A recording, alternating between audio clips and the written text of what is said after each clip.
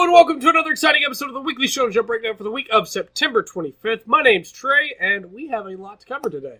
So we start off with Food Wars 232, All or Nothing. So really nice color spread, starting off with an old school gambling hall kind of feel. And then the chapter just basically kicks into it with everybody going into the warehouse to try and get all the ingredients that they need. Soma immediately gathers a whole cart of things. It's like, you won't believe how much they have here, because he's going shopping. You have Takumi staring at Aizen having to do everything that Momo wants him to do. I kind of want that to come back as a thing of Aizen wasn't quite as prepared as he should have been because Momo was making him help her. That'd be really interesting in my opinion. Then you have Saito checking out that orange and someone just staring at him. This is a really interesting chapter for me because it's basically just a setup chapter, but it's a setup chapter with so many just like, I see you over there. I see what you're doing. I'm here to fight you. Waiting for you. I see you right there. You also have Arina being super positive that Soma's ready for this because she gave a whole lecture on butter, and everybody else going, how do we tell her that Soma was asleep the whole time? Then it just kind of goes. Like it immediately just rolls into the actual Shokugeki itself, where Saito's juicing the oranges, and Soma's made white sauce out of mochi rice cakes. Mochi is a weird thing that keeps coming up a lot lately because of Katakuri, and I know I guess it was always there, but I noticed it so much more. We'll talk a little bit more about mochi in the next section. But I cannot wait to see that scene where both Saito and Soma throw in the butter into the pan at the same time. Animated. I want to see that so much. Saito recognizing that Soma hasn't yet pulled out his main dish yet, that the real part is still simmering, and then Saito promising to split Soma in half, or in two with a single stroke. It's like, yes! I love that this fight is happening, because I feel like we got to see what Saito could do before, but he was up against somebody copying his style with Mimisaka, and I just really want to see him versus Soma. The other two fights I'm also interested in, but that's the main one for me. This was a really enjoyable chapter. I liked it quite a bit. Felt like the stinger at the end with the grandfather was okay. It didn't really reveal much. I guess that's coming, and it was supposed to be like, hey, there's a big surprise coming, but it just didn't really feel like a big reveal to me. It's like, oh, well, of course he was involved in, of course he handpicked the people, All in all, though, really good chapter. I enjoyed it quite a bit. Next up, One Piece 879, Big Mom's Sweet 3 General, Katakuri. This chapter. I don't really get into the back end very much, but One Piece is something that, like I talked about last week, I read ahead of time every week because I can't wait. And I've been waiting for today to be able to talk about this chapter because I was so excited for this chapter. The crew is mourning Pedro, and Jinbei is like, hey, no, look, we gotta focus. Pedro knew what he was doing. Brooke's like, how can you be so cruel, Jinbei? And Jinbei's like, don't you understand what Pedro was saying? Everybody comes together then, and Jinbei has just given the crew what they need to be able to move forward with Pedro's sacrifice. And I just love Jinbei being a part of the crew, man. It feels so good to me, because I liked Jinbei since the start. I loved Jinbei when we originally got to see him. And everything with Jinbei in Marineford, and then in Fishman Island. And it's just, Jinbei's a really interesting character to me. And to see his growth with Luffy, and to see now his growth with the crew, is like, yeah, Jinbei's exactly what you need. You have Zoro as your right-hand man, your first mate. Then you have Sanji as the other member of the Monster Trio that's kind of like anchoring everybody together. And now there's Jinbei to just keep everybody going strong. Also, he's a helmsman. That's exactly what they need. He's real good at it. So, very, very happy with Jinbei being there. Big Mom is following them, walking on a massive candy blob. Because Sparrow, who absolutely lost that arm, doesn't care about the arm. What he cares about is that every time he goes to drink his hot tea, that his arm's going to melt, and he's going to have to watch it melt, and it's going to make him think of Pedro. I love Sparrow. Sparrow is great. And the fact that his whole thing is that he's upset because this has happened, not because he cares about the arm, but because it's going to ruin his daily routine. Little things like that are what make a villain feel more real to me. Because it could just be Sparrow being like, oh, my arm, oh no, what am I going to do without my arm? Ah! But instead it's, hey, no, I'm going to kill him. I'm going to kill all of them. They all have to die because my routine is ruined now. And it makes him so much more believable, so much more real. Carrot looks so angry when she sees Sparrow. And it's like, okay, yeah, now she's got an enemy. She's got to fight too. I'm not against Carrot becoming a Straw Hat. I don't know that she will. But I know a lot of people are torn on the issue because some people are like, yeah, it'd be really cool to have her. Other people going, no, we don't really. We just got Jinbei. But if she is going to be a member of the crew, she's got everything she needs now. She's got the flashback. She's got the sad backstory. She's got the person who sacrificed their life for her, and now she's got the enemy to fight. So, she's getting there. That was the weirdest way to drink tea that I've ever drank a tea out of a cup. You have Pound calling out to Chiffon, but she can't hear him. You have Pudding being super tsundere still. And rolling herself into the front of the carpet so that nobody will see her on the back of the carpet with Sanji wearing her wedding dress and think that they're married. There's nobody to see that, first off. They're in the middle of the ocean. But Sanji's just like, hey, look, I'm sorry for the inconvenience. Please don't fall. And she immediately goes, he cares about me. Oh. And we find out that Lola was a master chocolatier. Sure, okay, that makes sense. That doesn't take anything away from her character. It doesn't change who she is. So, yeah, why not add that to her? It's fine. Then we get to the meat and potatoes of this chapter. The Luffy versus Katakuri. Katakuri is literally using Luffy's moves against him. And that is amazing. I love fights where the bad guy goes, okay, yeah, I see how you did that. Let me do it too. Let me show you that your move is not unstoppable. And with Katakuri using the Gatling, using the stamp, using the elephant gun, and the whole time being able to use them more powerful than Luffy can use them, and being able to use his observation hockey with them to be able to just constantly outpace Luffy the whole time, it's great. Luffy's going to have to pull something new out to beat him. It's going to have to be a new form of Gear 4th. Maybe he'll awaken his Devil Fruit. I don't know. But he's going to have to do something, because as it is right now, he cannot beat Katakuri the way he's currently fighting. I just love that phrase. Is that how you do your elephant gun? Ooh! Katakuri, my man! You're so good as a bad guy. I saw a lot of people going, well, now if they're in here, maybe Katakuri won't, he won't want to fight Luffy. No, he's absolutely trying to take Luffy down because Luffy's a threat and Luffy needs to be stopped. And reversely, Luffy has to beat Katakuri because if Luffy doesn't beat Katakuri, first off, how's he getting out of here? And second off, he needs to beat Katakuri to be able to prove that he is better than Katakuri. He needs to be able to prove that it doesn't matter how similar a fruit is to his own, he's the better fighter. And I honestly believe Luffy can do it. It's just that it's not going to be easy. We see him try to go into Gear 2nd, and his speed's not enough. And Katakuri calls out how now that speed doesn't work, he's going to go for power, and the power's not enough. And it's just like, man, Luffy's having a tough time here. I've also seen some people in the subreddit going, hey, maybe, there's going to be another time skip. I don't think we really need another time skip. Not a big one anyway, if there is one.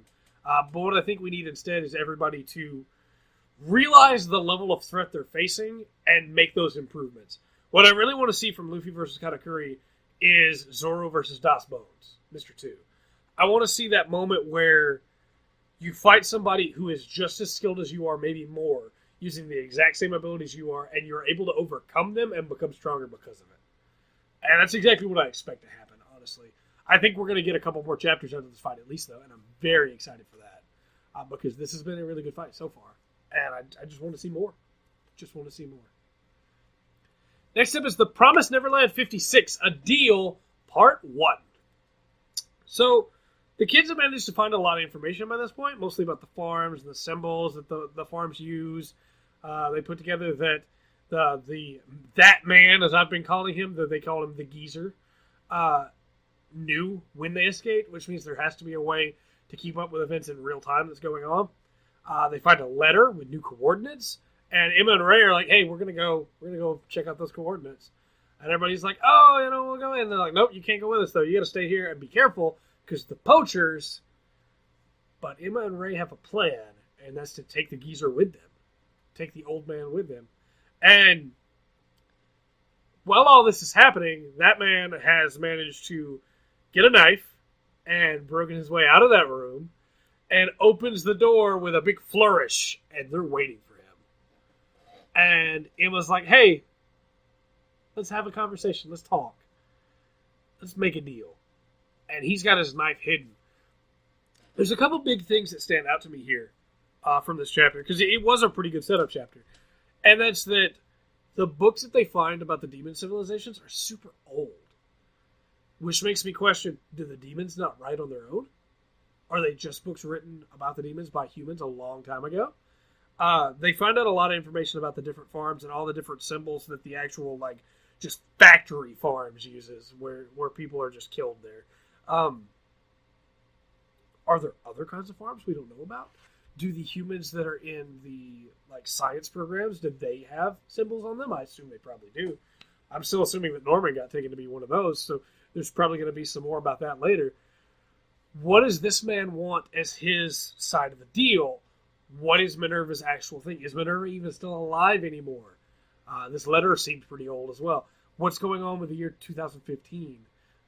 These books are even older than that, so what's going on there? There's a lot of really cool questions that this chapter brings up, even if there's not a lot of answers to questions that we had. But the thing that stuck with me the most about this chapter is that I don't know what looked more sinister. The knife behind his hand or his glove. Because the gloved hand also looks super sinister. And I'm wondering if maybe he hasn't already killed one of the kids or has hurt one of the kids or something. And we're going to find out next chapter for sure what's going on there. But this was a pretty good setup chapter. I'm intrigued, which is what you want a setup chapter to do. So next up we have We Never Learned 32. An elder sees an ex-future with naive honesty. Okay, I know I talk a lot about We Never Learned on this series and of the breakdowns. And I don't mean to just talk about We Never Learned today, but this is a really good chapter. And Asami is winning me over for sure. We start off with a cover page, with a reverse cover page with a joke about Ogata and Yuiga not being able to get a good picture of her running. That joke's, it's whatever. It's not a great joke in my opinion. I understand the point of it. I didn't laugh. And a lot of the other reverse covers have made me laugh. But sure, they're not all going to be 10 out of 10s. They're not all going to be 5 out of 5s. So it's fine. So the guys in the maid cafe call her Ashimi no Anego, which means like boss, elder like boss, sister boss. However you want to phrase that. It basically means that they look up to her. She runs the place pretty much. Which is really interesting to me. And all the other maids in the maid cafe look to her as well. And like they care about her, and she means a lot because she's the most popular maid in the place. She works here to pay for tuition for cram school. Yuiga sees her abysmal science scores and decides to tutor her. Everybody else takes notice of it too, and so they bring Yuiga back. And they're like, hey, no seating charge. You can sit for free. Just make sure you tutor Asami some more. He's like, yeah, okay, sure. So this goes on for an undisclosed amount of time. I'm assuming it's just a couple days. Because then Yuiga runs into Asami's dad. And Asami chases after him to give him his train pass. And her dad sees her in the maid outfit. And Yuiga has to go back to her dad's clinic. And it's a very rundown clinic. It's in bad shape. And then basically, he wants to know about Asami's uniform. He wants to know if she's working in a seedy place. He's worried about her. He seems a little upset. And she tells him that she's just humoring her boyfriend's taste, and that Yuiga is her boyfriend. Which, that's been done plenty of time before. But I don't have a problem with that trope. It's fine. Yuiga responds to it very well. He tries, he holds back his shock and goes with it. Which, a lot of main characters don't, so I'll give him that for sure. And, of course, immediately her dad is just like, what do you like about my daughter? And Yuiga just says that she's hardworking and trying to get in medical school. And this leads to a whole thing where the dad's like, why don't you give up on your dream? You're never going to be able to make it. Your scores are too bad. I want you to do something you can actually excel at. You're a good student, but it's because you keep trying to get into medical school that you're a Ronin now. And then Yuiga's just like, hey, because for Yuiga, this is a thing he's seen over and over with the other girls he's tutoring. That everybody believes they can't do what they want to do because their scores aren't good enough. Which is, absolutely something that can be fixed. Just people need to believe in them. And so Yuiga's like, hey, no. How do you know she can't do it if she doesn't try? Like, give her a chance. And immediately he wins both of them over with this. Asumi's absolutely a member of the harem now. No way she's not. She's stuck there. And her dad is also won over. When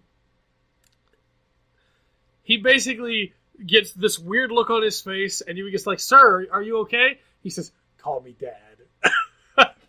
So then Asumi's walking him out, and she's teasing him, asking if they should kiss since they're boyfriend-girlfriend.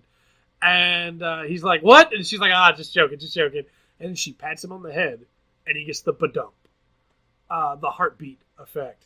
And so it's clear that there's no way she wasn't going to be in the harem already, but I like that it wasn't drug out very long, and I like that it's mutual as well, that he's also nervous around her, and that she's not as, like, so I feel like I'm doing a poor job of explaining where I'm coming from thought-wise with this, but you already have Takamoto, who is the girl that gets super nervous around Yuiga, and you have Furuhashi, who is the one that's super aware of what's going on, and you have Ogata, who's not sure what these feelings are. So to have Asumi, who is teasing him instead,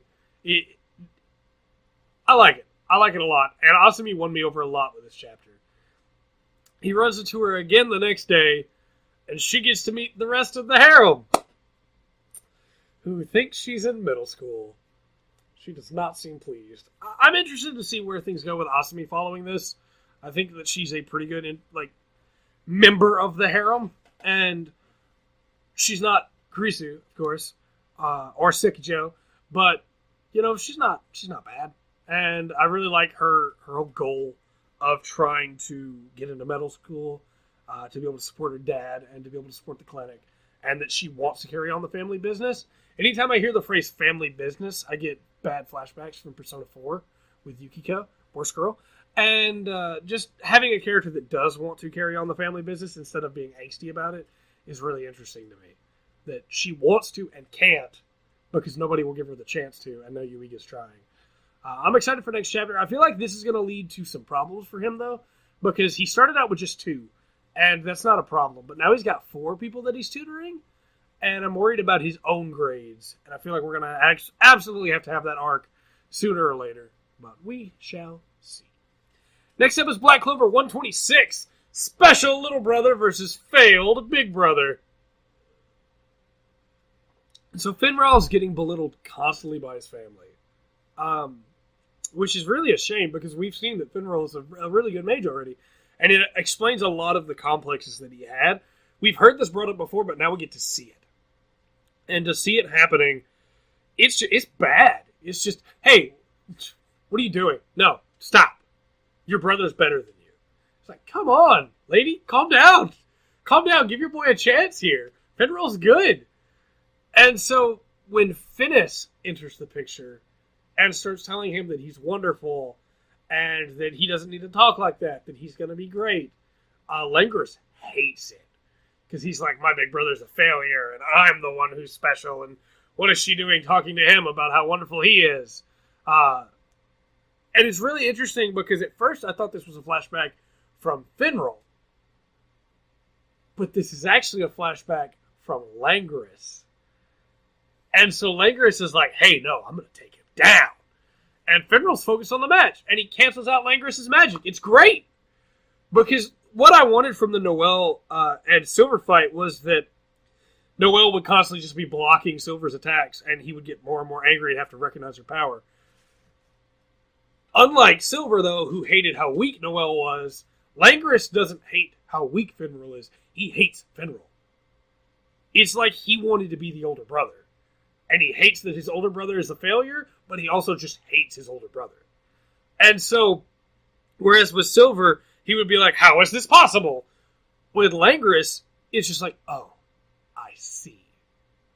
There's no respect there. There's no understanding there. It's just, oh, you're going to cancel out my magic? Okay. I'll have to do something else then. Then you have Finral opening up a portal for Leo to be able to go through. Leo gets hit with the Phantom Snow Garden. He uses the mana skin that he learned on the volcano to counteract it. That's a great callback to bring that up, Because a lot of people thought in the different forums that I was reading with Black Clover that the Volcano arc was kind of a filler arc to fill in time, to be a training arc that also doubled as kind of comedy so that people wouldn't have to deal with them just training, and to be able to see an ability they learned from their coming back right away in the very next arc, really.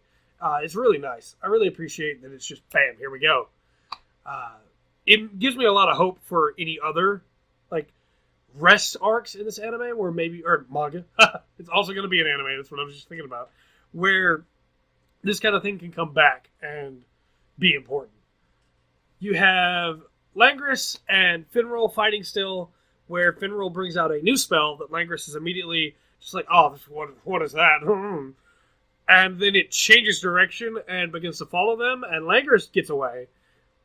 But it hits Seki, and teleports Seki into Yami's bathroom. And Finral's like, no matter how hard I trained, even though my hairstyle changed, I trained so hard, I still couldn't come up with an attack spell. So he made a spell that will send people from the battlefield to places that he chooses, that sends them to the worst possible place for them where they will get taken out. And it's Yami. It's great. It's very clever. Very much so. Langris is, of course, not happy about this. Finral's like, hey, I don't want to hurt you. I'll just send you away. And Langris is like, how dare you make me pull out my grimoire? And these tiny spatial bubbles surround him as he just goes off the deep end. Asta recognizes the ominous feeling. Most likely it's what he felt with Mars's hatred, or with the other guy whose name I can't remember, who wasn't really that important to the entire plot, but Asta fought at one point, that super hated everything. It was probably to deal with that, though this could be something worse. We'll see. We'll see. Next up is Robot Laserbeam 26, Robo and Fried Dough. So a shopping trip's required. Robo's got to get a new glove, Kuroda needs stuff for the training camp, and Kazuma tags along. Only because he has to, though. He definitely isn't in love with Kuroda or anything. Yozan's in more tournaments, and Robo doesn't seem too happy about that. It's almost like he wants to be in those tournaments too, and he's upset that Yozan gets to be in them and he doesn't. The following sequence, where Kazama sees an arcade, Robo reveals he's never been to one. Kazama takes him inside so that they can, play some games, and then loses handily to him at every subsequent game. Had me laughing so hard this chapter. Just the immediate difference of, well, how about this one? Cut right back to the exact frame of Kazuma on the ground. Just really good. Really good. You have the gang goes to get some fried dough. Robo's super happy. He's never had fried dough before, but he's also never went out and done things with his friends before.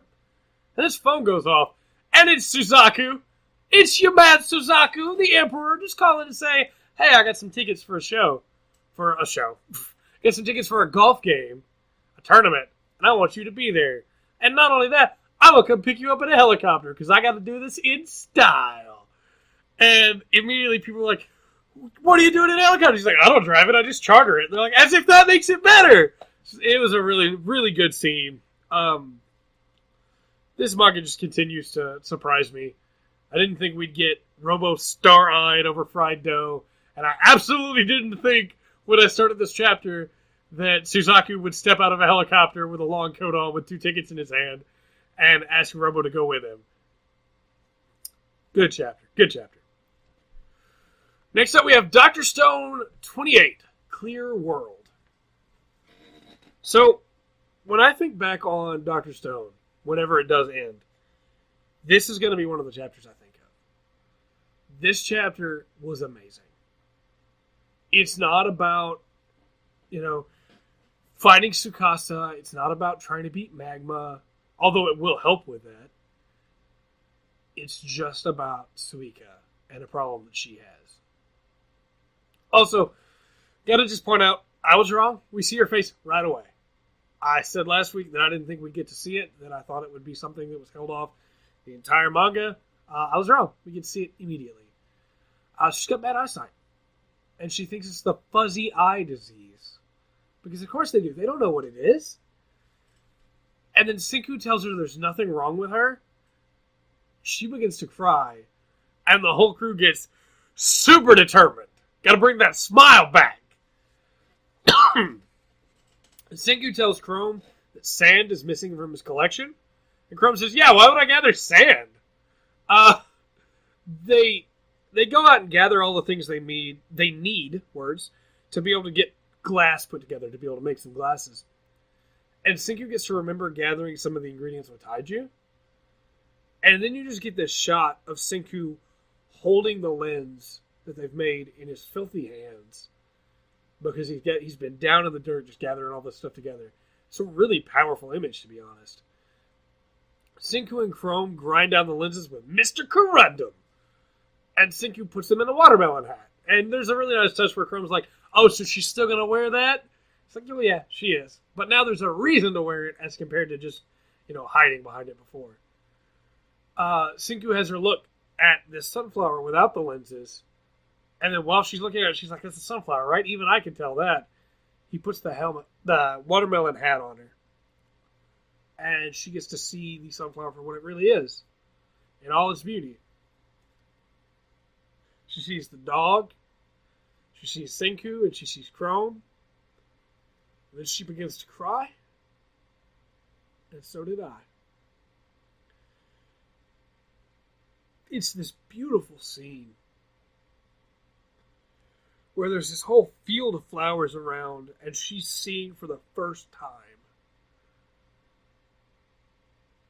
And it's a great precursor for what's to come, because how many people in this stone world have this fuzzy eye disease? So often we get stuck on this manga with, the Science Kingdom versus Tsukasa's Primal Kingdom, and that's not all that this is about. Senku is doing this not just to bring science back to this world, but also to help people. And to see Suika's life be irrevocably changed by what Senku and Chrome have done here, and even Kohaku helping out.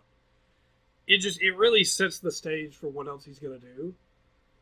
And there's also something just on a deep primal level in me that just breaks up as a very emotional person when a little child gets to see for the first time.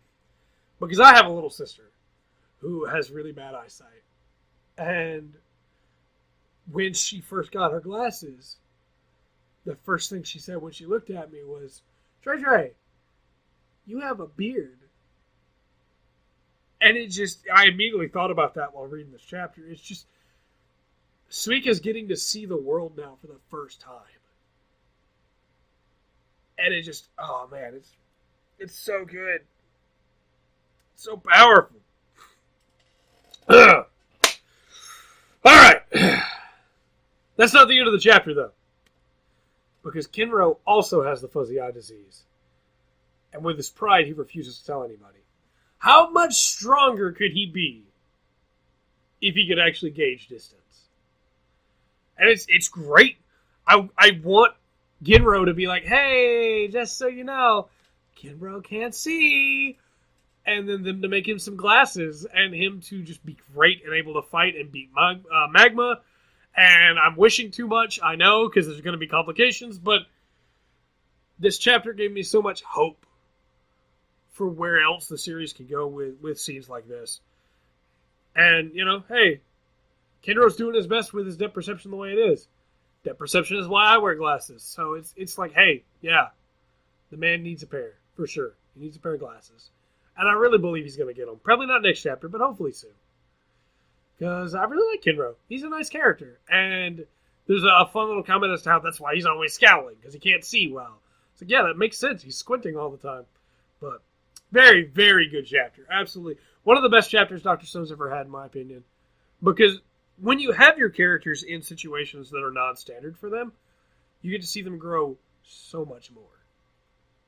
And seeing these little interactions where it's not about the Science Kingdom, it's not about Tsukasa, it's not about Taiju, it's not about Yuzuriha, it's not about Kohaku or any of these things. It's all about just trying to give this girl the ability to see. It's a very powerful, very good chapter. It's followed by a very bad chapter in Yu-Gi-Oh! Arc V26, Transcendent Duel, with 2 exclamation marks. I'm positive, by the way, Transcendent Duel has been a chapter title for, like, Yu-Gi-Oh! GX, I think, had Transcendent Duel. Anyway, oh, man. It was a lot of cards to get an extra 1800 attack that Isaac played. It comes out by the end to a grand total of 10 cards to get 1800 extra attack. Or no, 10 cards to get 4200 extra attack. And it's like, yeah, that's good. That's really good. But that's a lot of cards. And when Akaba immediately uses a trap card, guess what? Didn't work. Also, man, the fact that immediately Katadiop Trigger 7 returns to Isaac's hand, all 10 of those cards are worthless because of one card that Akaba played. Which just makes it like, why would you do that? Why would you ever do that in an actual game? So then you also have the dumbest card effect in the entire game. With Zero Maxwell, DDD Super Sight King Zero Maxwell. Don't forget his full name, obviously.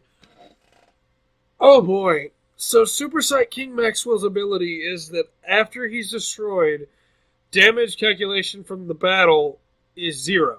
Which seems pretty good. Except it's revealed that it calculates the damage after, or it destroys the monster after the damage calculation? Which means, what's the point of that card effect? I guarantee you it's supposed to work like it sounds like it works. Where when DDD Super Sight King Zero Maxwell is destroyed, you don't take any life point damage from that fight. But instead, they had to do it this way so that they could have all this garbage about how the battle damage reduces to 0 because Akaba plays that trap card that allows him to summon a DDD monster, and Adam's on his side, and that's why he was able to summon it. Just like, man, come on. Come on. It gets even worse, too. Because then Akaba pulls out a card his father made for him, which seems like super cheating, and summons DDDD Super Dimensional Sovereign Emperor Zero Paradox, which looks pretty cool and has more stars than the sky above. But oh man, this thing. Okay, so it's got some card effects. It has a card effect that is a field wipe, which Isaac blocks with a trap card, and then Akaba blocks with a trap card. And then Akaba's 2 attacks from DDD Super Sight King Zero Maxwell and DDDD Super Dimensional Sovereign Emperor Zero Paradox Electric Boogaloo are completely reflected so that they don't count. And it's like, oh, okay, well, okay, I guess. The field wipe didn't work because of the trap card, so the reflectors are still there. But weren't the reflectors a part of the summoning Katadiop tracker? And they were sacrificed, but I guess there were more reflectors. This duel's really hard to follow, to be honest with you, because there's so much going on all the time. However, after both these attacks, Isaac's like, oh, it seems like I'm out of reflectors. I'll have to summon more next turn. And Akaba's like, you won't have another turn! And pulls out another trap card that lets him banish cards equal to the pendulum level and lets him attack again? Why is there a trap card that has 2 effects? Why is there a trap card that has the 2 very specific effects of banishing cards and attacking again? Regardless, this leads to Isaac going, whoops!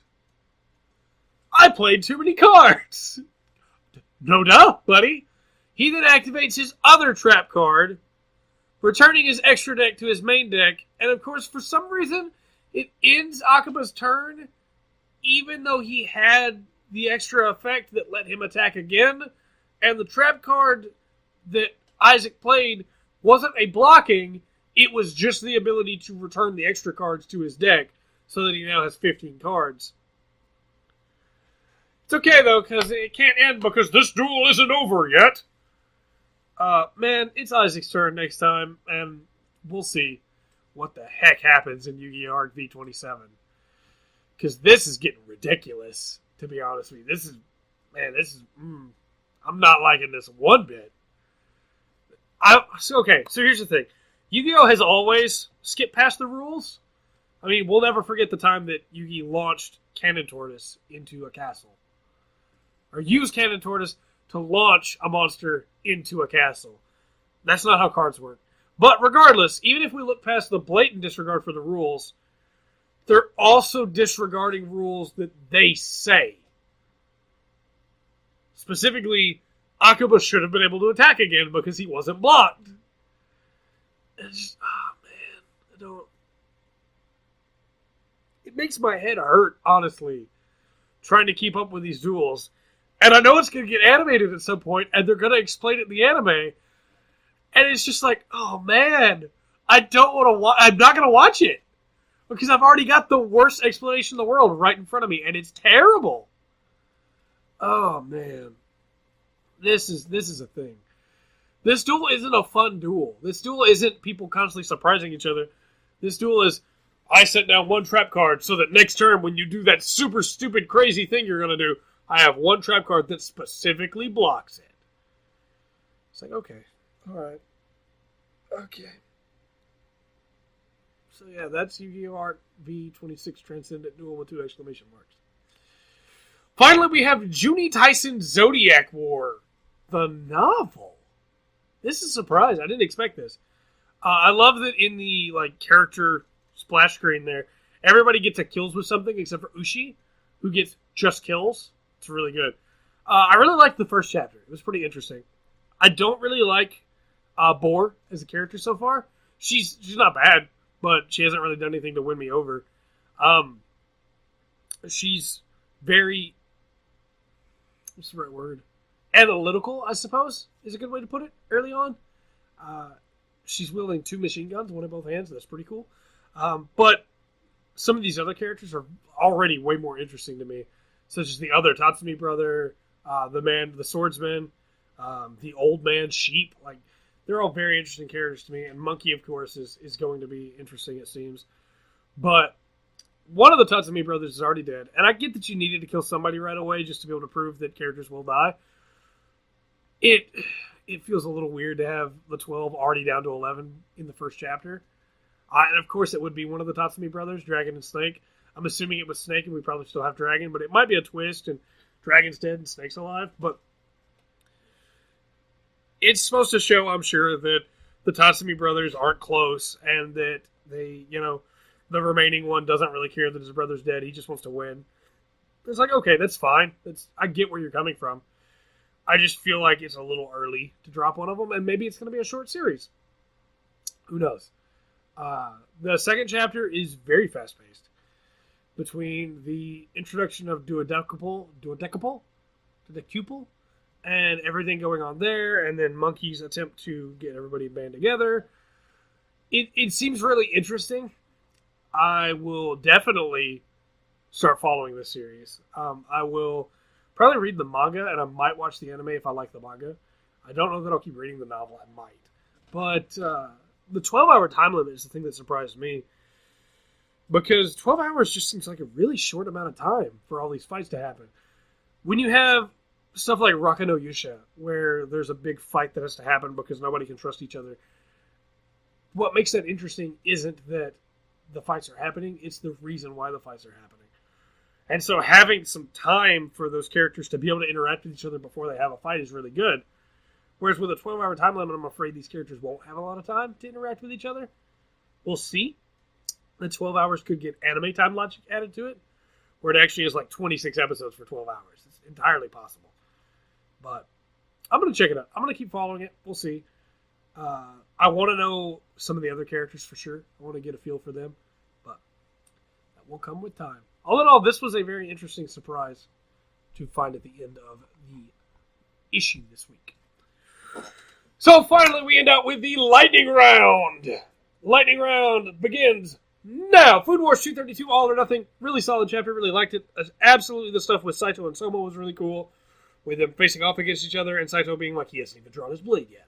I'm going to take him, cut him in 2 with 1 slice. I think that was all really cool. The stuff with the warehouse was really cool. And then I liked the nod to Erina trying to teach them about butter and Soma falling asleep. Good chapter. 1 thumb up. One Piece 879, Big Mom, Sweet 3, General Katakuri. 2 thumbs up. 5 thumbs up if I had 5 thumbs. Great chapter. Absolutely love the fight between Luffy and Katakuri. Jinbei being Jinbei.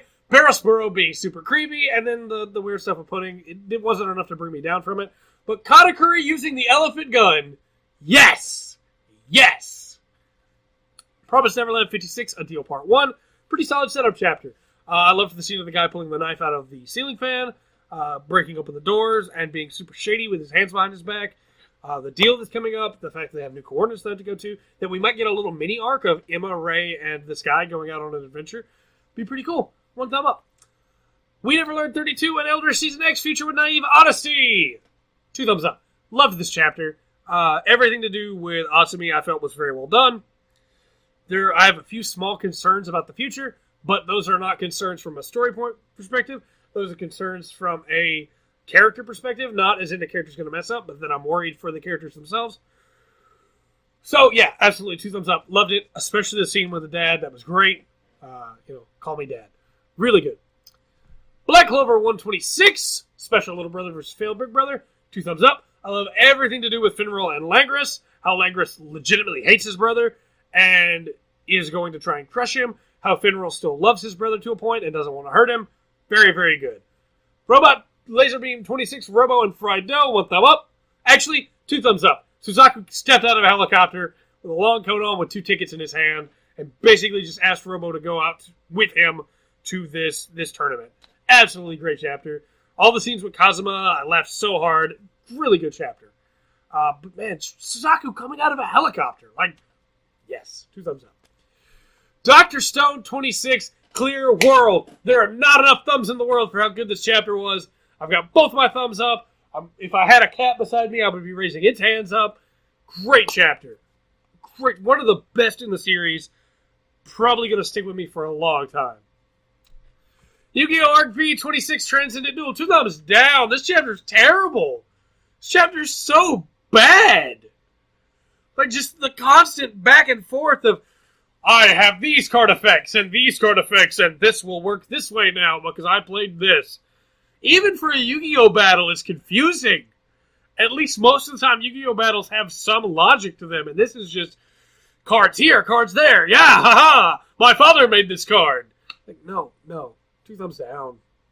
And then finally, Juni, Taisen, Zodiac War, Chapters 1 and 2. 1 thumb up. I was interested, and it did a good job of keeping me interested, and I want to know more. So, very good. All in all, this was a really solid issue of Jump this week. I have been Trey. Please let me know what you thought about these chapters in the comment section down below. If you have any thoughts or criticisms, please, by all means, offer those as well. Hopefully this has the audio problem that we had with the last couple of breakdowns fixed. We shall see about that. And finally, send an email into the fullspectrumpodcast@gmail.com if you'd like to know any other things or have any other questions that you want to ask on the podcast. We're going to start an anime catch-up for the season where we sit down and talk about some of the anime that are coming out this season. And let us know if there's a show you'd like to see covered. Remember to always enjoy the full spectrum that Jump has to offer.